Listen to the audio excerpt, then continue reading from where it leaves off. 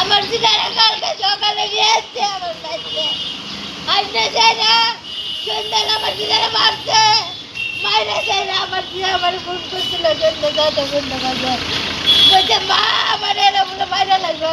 আমি বলছি মা মানু মারা খেতে সুতা তোর মারা লাগলো আমি আসি না আমি করতে করতে ছয়টা ফোনটা আমার ফোন করছে 6টা 35 তার বাবুরা তাই তখন বলে ফোন করে বাবু দিয়ে আগুন লাগাই দিতে আমার যে 10 মিনিটের থেকে আমি বললো আমি তো কই জানি না আমার ছেলে 10 মিনিট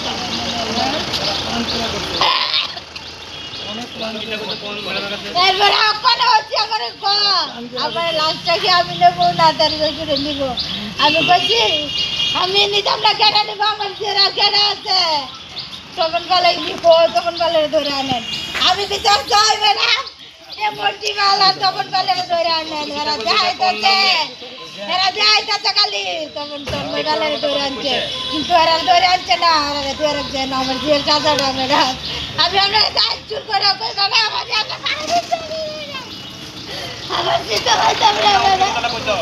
আমার যে 1.5 বছর হয়েছে মাত্র বিয়ে হয়েছে 1.5 বছর হয়েছে মাত্র বিয়ে হয়েছে আমি কি করতাম আমার চিন্তা ধর হইতাম না ম্যাডাম একটা নাচি আছে 9 মাসের একটা নাচি আছে আরে তারে বলতে আমি যারা কাঁদবি এবার চিকিৎসা করি কেন আমার কি বলছে ম্যাডাম যার কি চায় এটা বুঝে এরা 9-10 বছরে যা যাবে বাবার চিন্তা হারাইতো না আমার যারে আমি কেড়ে এই কথা কইছি তখন বালারে ধরে আনেন কেড়ে ধরে আনতেন না আমার চিন্তা হারাইতো না ছোট 9 মাসের একটা আবুটা করতেছে এর আগে এমন ঘটনা মেয়ে পেয়েছিনি তার উপরে নির্যাতন এমনি তো ম্যাডাম কই তো ননদরা তালি দেয় দিলে জামাই দেয় তাই লোক অজান্তি করে যদি একটা কিছু আইডিয়া দেয় জামাইয়ের লগে ননদরা কইব এটা খরচ করে বাইরে ওরে ননদে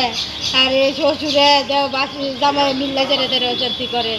কারণ আমরা তো ভাবছি ম্যাডাম জিবিয়ে দিয়ে আমরা গরিব মানুষ দিয়ে কিনা করলাম বলছি জি মানায় চল